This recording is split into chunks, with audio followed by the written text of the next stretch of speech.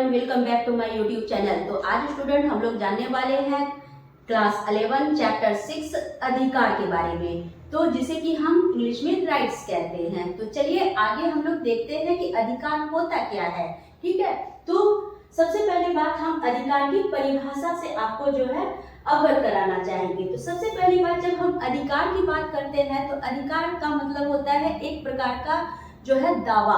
ठीक है, एक प्रकार की स्वतंत्रताएं, यानी कि जब भी हम दावे या हमें स्वतंत्रताएं जब मिल जाते हैं तो ये क्या हो जाता है, एक अधिकार बन जाता है।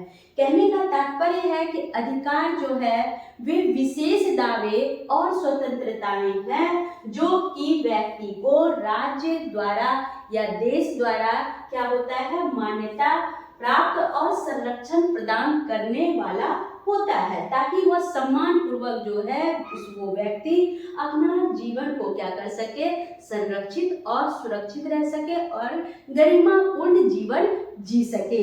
ठीक है, तो कहने का तात्पर्य है कि जब भी आपको स्वतंत्रता या दावे दिए जाते हैं तो इससे आपके जो है विभिन्न प्रकार के सम्मान और गरिमा की क्या होती है, रक्षा होती है।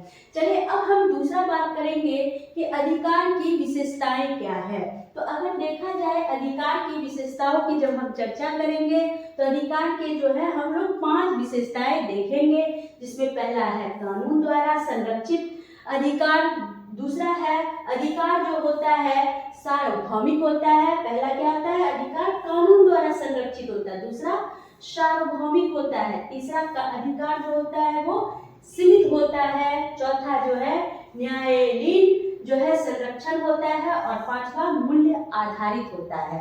तो चलिए इसको हम लोग जानते हैं। तो जब हम अधिकार की जो है विशेषता की बात करते हैं तो हम यहाँ देखते हैं कि यह जो होता है कानून के द्वारा संरक्षित होता है, यानी कहने का तात्पर्य है कि कोई भी अधिकार जो आपको प्रदान किए गए हैं वो तभी प्रभावी होती है, तभी इफेक्टिव होता है जब वो कानून के द्वारा क्या हो, सुरक्षित हो। तो इसके लिए क्या किया गया है कि संविधान में जो है इसको शामिल किया गया है। अलग अलग अनुच्छेद, अलग अलग भाग और अलग अलग जो है विभिन्न प्रकार के नियमों से इसको जोड़ा गया है, ताकि क्या हो सके कि विभिन्न प्रकार के अधिकारों का जो है संरक्षण हो सके। दूसरा क्या है कि अधिकार जो होना चाहिए वो सार्वभौमिक होनी चाहिए, यानी यूनिवर्सल होनी चाहिए। यूनिवर्सल से हमारा तात्पर्य है कि अधिकार सभी व्यक्ति के लिए समान होनी चाहिए, यानी कि सभी व्यक्ति का मतलब है कि कोई भी जाति, धर्म, लिंग या वंश के आधार पर अलग क्यों ना हो, लेकिन अधिकार सबके लिए क्या होनी चाहिए, यानी कि सबों पर लागू होनी चाहिए। हर एक व्यक्ति अधिकार से क्या हो मतलब लेस होना चाहिए।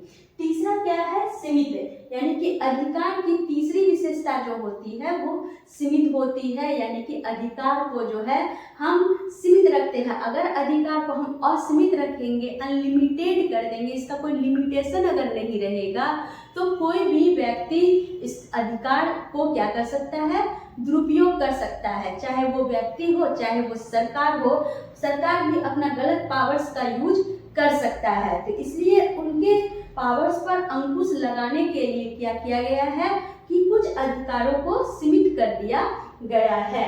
ठीक है, तो इसलिए हमेशा याद रखेंगे कि अधिकार की जो सीमा होती है वो पूर्ण नहीं होती है, उसको सामाजिक हित को ध्यान में रखते हुए जो है अधिकार को सीमित कर दिया गया है। तीसरा अब आते हैं न्यायालय संरक्षण। तो यहाँ न्यायालय होगा।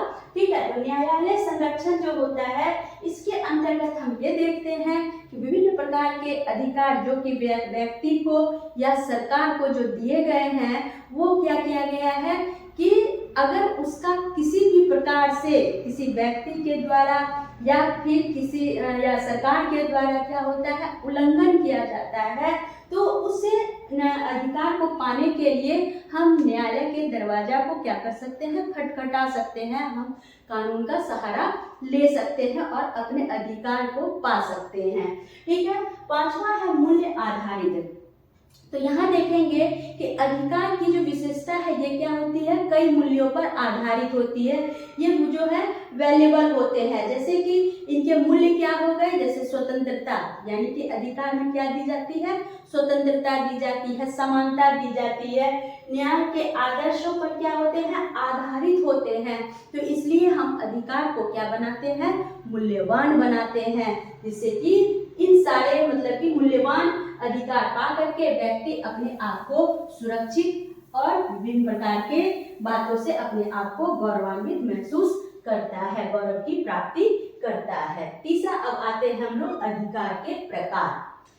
अगर अधिकार के प्रकार की हम बात करें तो अधिकार के 4 प्रकार होते हैं। पहला है प्राकृतिक अधिकार, दूसरा है विधिक अधिकार, तीसरा है मानव अधिकार और चौथा होता है मौलिक अधिकार। ठीक है, तो प्राकृतिक अधिकार वैसे अधिकार होते हैं जो जन्मजात यानी कि जन्म के से मिलने वाले अधिकार को ही हम क्या बोलते हैं, प्राकृतिक अधिकार बोलते हैं। जैसे कि किसी व्यक्ति ने अगर किसी को जन्म दिया है तो उसको उसका जीवन जीने का अधिकार, फिर विभिन्न प्रकार की स्वतंत्रता जो हम उनको देने का अधिकार और जो है उनको संपत्ति में एक हिस्सा देने का अधिकार क्या है, शामिल है किसमें, प्राकृतिक अधिकार में। और प्राकृतिक अधिकार के जो प्रस्तावक थे वो जॉन लॉक थे। ठीक है, जॉन लॉक को जो है हम क्या बोलते हैं, प्राकृतिक अधिकार के प्रस्तावक के रूप में जानते हैं। दूसरा आते हैं विधिक अधिकार यानी कि जिसको हम लीगल राइट्स कहते हैं। तो लीगल राइट्स वैसे राइट्स होते हैं जो कि स्टेट के अलग अलग जो है लॉ एंड ऑर्डर के द्वारा क्या किए जाते हैं, मतलब कि प्रदान किए जाते हैं। कहने का मतलब है कि जो भी राज्य के द्वारा मान्यता प्राप्त जो भी मतलब कि अधिकार है, उस अधिकार को क्या किया जाता है, कानून के द्वारा समय समय पर बदला भी जा सकता है और इसे हटाया भी जा सकता है। ठीक है, तो जैसे कि वयस्क मताधिकार की जब हम बात करते हैं तो इसमें एक मतलब कि नियम है कि भाई 18 साल का हर एक मतलब कि युवा जो है वो क्या कर सकता है, वोट देने का अधिकार है।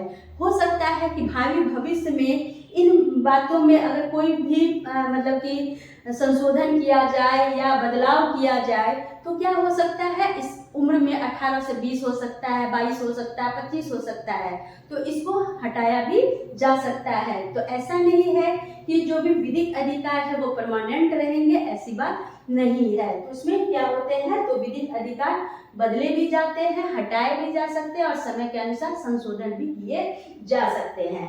संपत्ति खरीदने का अधिकार, ठीक है, यानी हर व्यक्ति जो है संपत्ति जो है खरीद सकता है, उसको बेच सकता है या किसी के नाम भी वो कर सकता है।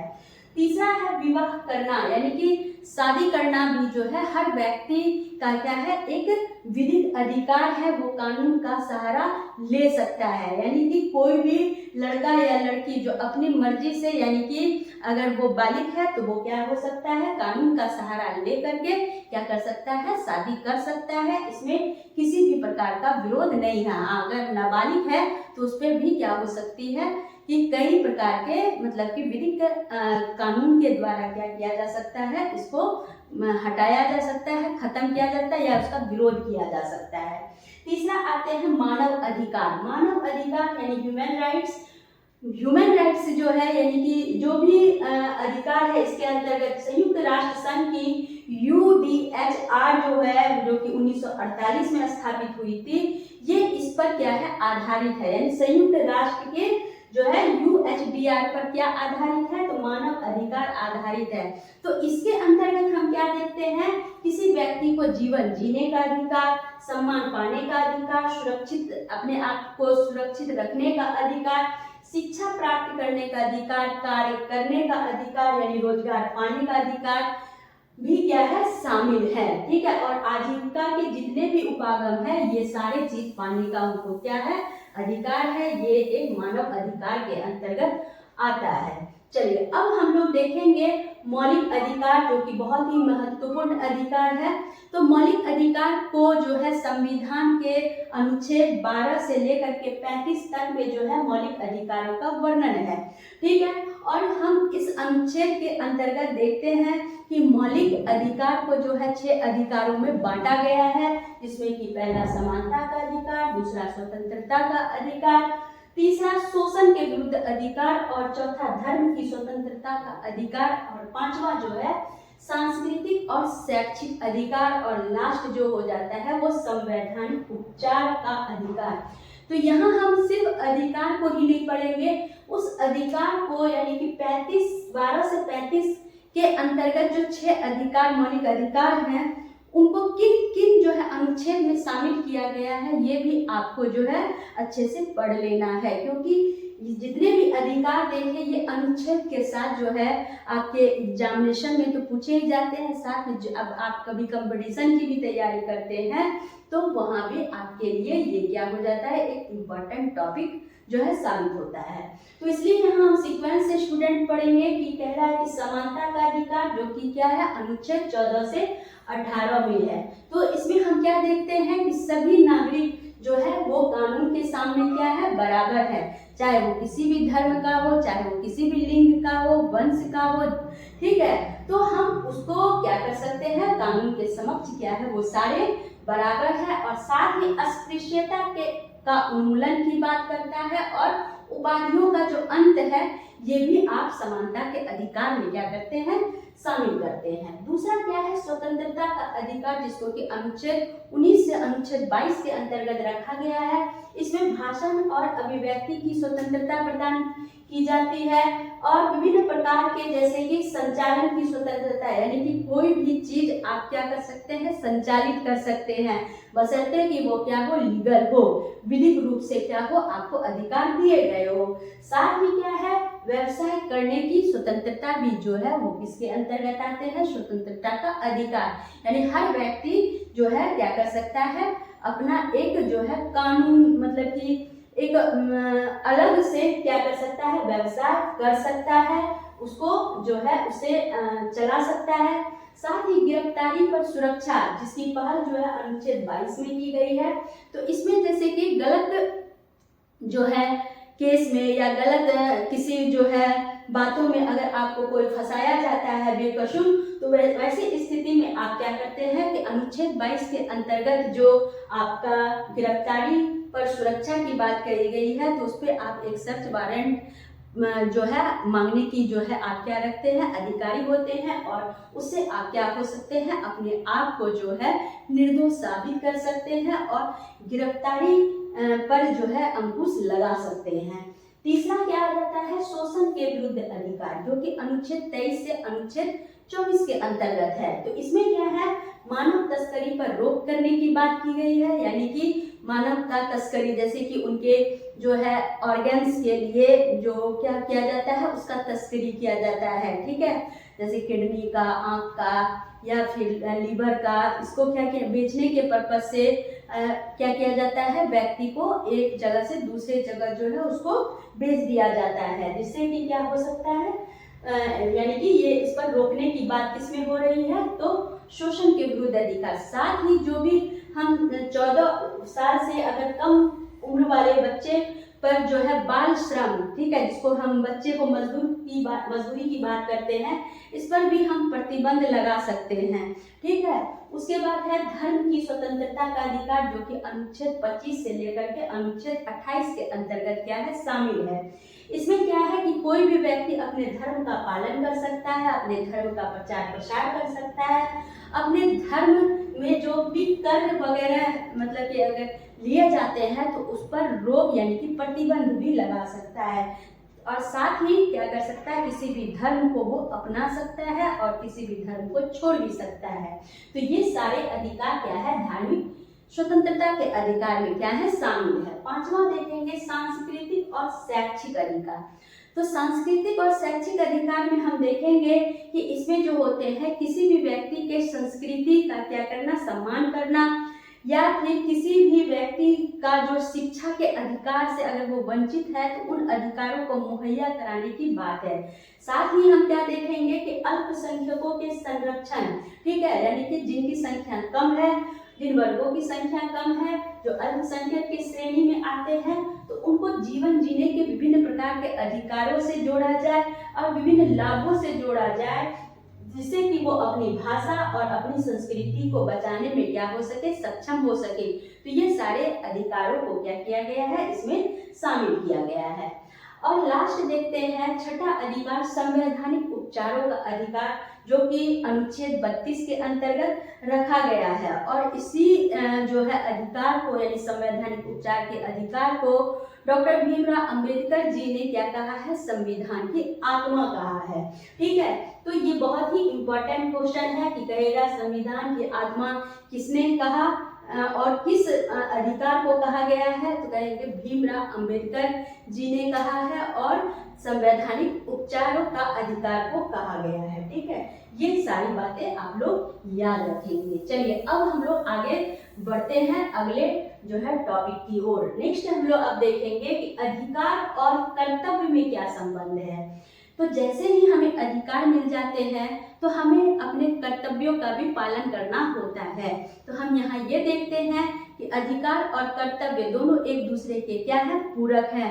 अधिकार के बिना कर्तव्य पूरे नहीं हो सकते और बिना कर्तव्य के हम अधिकार की पुष्टि नहीं कर सकते हैं। तो इसलिए एक दूसरे के क्या है, ये अधिकार और कर्तव्य पूरक हैं। दूसरी बात क्या देखेंगे कि अधिकार दूसरे के अधिकारों पर क्या होते हैं, सीमित होते हैं। दूसरे के अधिकार तक ये अधिकार क्या होते हैं, सीमित होते हैं। तीसरी बात क्या देखेंगे कि प्रत्येक अधिकार के साथ एक क्या होता है, कर्तव्य जुड़ा होता है। हर अधिकार आपको क्या देता है, एक कर्तव्य। जैसे शिक्षा का अधिकार आपको दिया गया है तो आपको शिक्षा पाना भी होगा, शिक्षा प्राप्त करना होगा, शिक्षा पाने के लिए कई प्रकार के जो है मेहनत भी करने होंगे।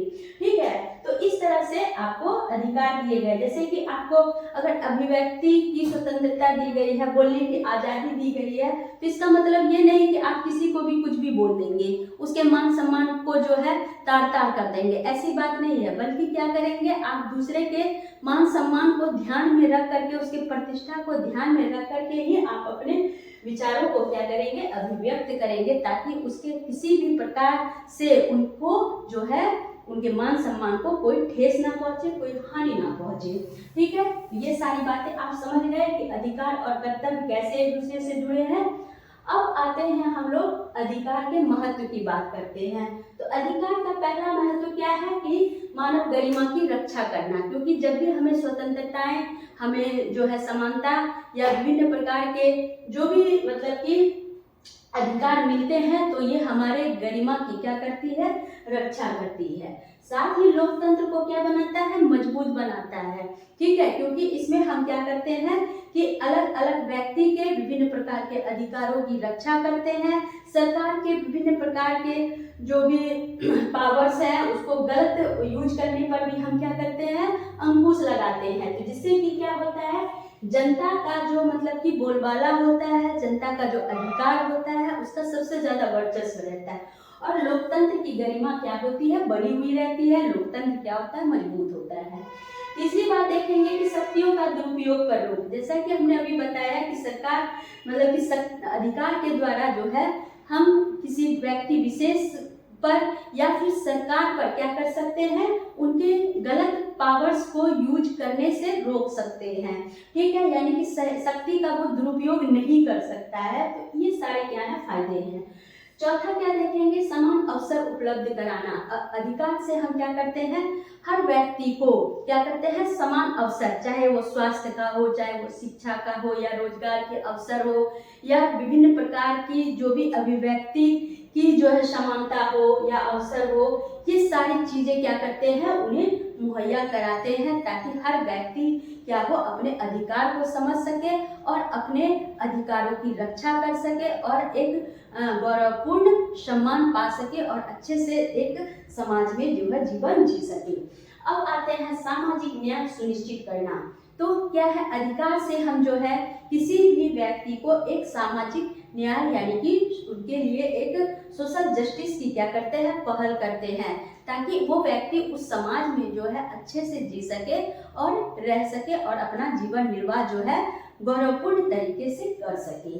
ठीक है, तो ये सारे जो थे आपके क्या थे, अधिकार का महत्व। ठीक, अब आगे बढ़ेंगे हम लोग। अधिकार का संरक्षण के क्या तरीके हैं। तो अधिकार का संरक्षण किससे होता है, न्यायालय यानी जुडिशरी के द्वारा होता है। विभिन्न प्रकार के अनुच्छेद, विभिन्न प्रकार के नियम और विभिन्न प्रकार के कानून के द्वारा जो है क्या करते हैं, हम अलग अलग अधिकारों को संरक्षित करते हैं। जैसे कि उदाहरण के रूप में हम मौलिक अधिकार की ही बात करें तो मौलिक अधिकार के लिए एक बना दिया अनुच्छेद की 12 से लेकर 35 तक जो है हम क्या करेंगे, व्यक्ति को जितने भी 6 मौलिक अधिकार दिए गए हैं उनकी क्या की जाएगी, रक्षा की जाएगी, ठीक है, और उनको वे सारे अधिकार मुहैया कराए जाएंगे। तो ये क्या है, एक संरक्षण है जो कि क्या होती है, इसका संरक्षण कौन करेगी, तो जुडिशरी करेगी, न्यायालय करेगी।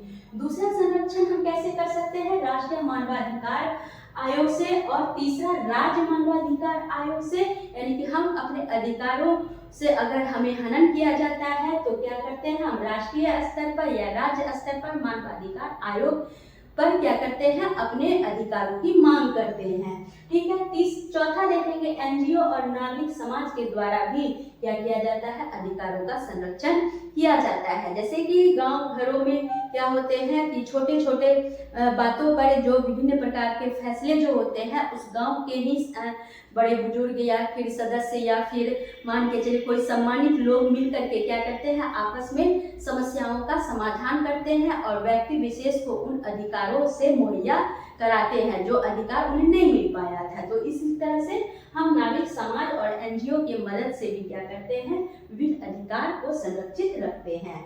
और क्या है, मीडिया की स्वतंत्रता, यानी कि अधिकारों का संरक्षण मीडिया के द्वारा, यानी मीडिया से मतलब सोशल मीडिया, इलेक्ट्रॉनिक मीडिया, हम इनके द्वारा क्या कर सकते हैं, अपने जो है अधिकारों को जो है संरक्षित रख सकते हैं। यानी कि किसी भी अधिकार का हनन होने पर हम क्या कर सकते हैं, पेपर्स के द्वारा या फिर मैगजीन के द्वारा या फिर हम ट्विटर, इंस्टा, फेसबुक, ठीक है, ये सब के द्वारा भी क्या कर सकते हैं, अपने विचारों को पब्लिकली हम जो है साझा कर सकते हैं, शेयर कर सकते हैं, उनके विचार को प्राप्त कर सकते हैं और जन जन तक हम अपनी बातों को पहुंचा सकते हैं, जिससे कि हमें क्या मिल सके, एक उचित न्याय मिल सके और मिलता भी है, ठीक है। तो इसलिए क्या है कि अधिकारों का संरक्षण जो है रखने का सबसे आसान जो आजकल के आधुनिक समय में है वो है मीडिया, ठीक है। तो इसलिए मीडिया का सहारा लेकर के आप अपनी बातों को जो है लोगों तक पहुंचा सकते हैं।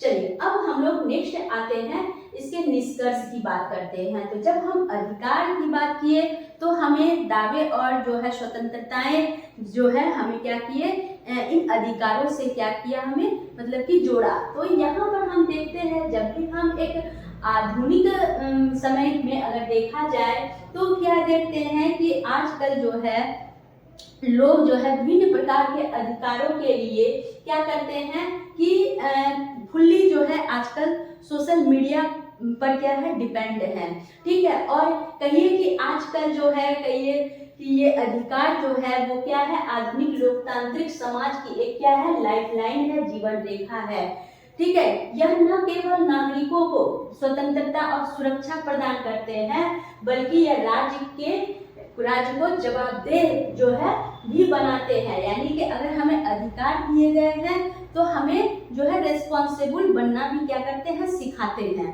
ठीक है, ताकि हम अपने सोसाइटी, हम अपने कंट्री, अपने नेशन के प्रति क्या रहे, वफादार रहे, कर्तव्यनिष्ठ रहे, रेस्पॉन्सिबल रहे, जिससे कि हमारे मानव गरिमा की रक्षा हो सके, सामाजिक न्याय मिल सके और लोकतांत्रिक सशक्तिकरण जो है उसका आधार जो है जैसे कि स्वास्थ्य, शिक्षा या रोजगार के अवसर या जीवन जीने की जो प्रत्याशा है, ये सारे अधिकार क्या हो सके, फुलफिल हो सके। इसलिए नागरिकों को चाहिए कि वो अपने अधिकारों को समझे, उसका पालन करे और उसका जिम्मेदारी पूर्वक क्या करे, उपयोग करे, ताकि क्या हो सके, एक अच्छे समाज और एक अच्छे देश का क्या हो सके, निर्माण हो सके और उसका विकास हो सके। इसलिए हर नागरिकों को जो है अपने कर्तव्य के प्रति क्या रहना चाहिए, कर्तव्यनिष्ठ रहना चाहिए।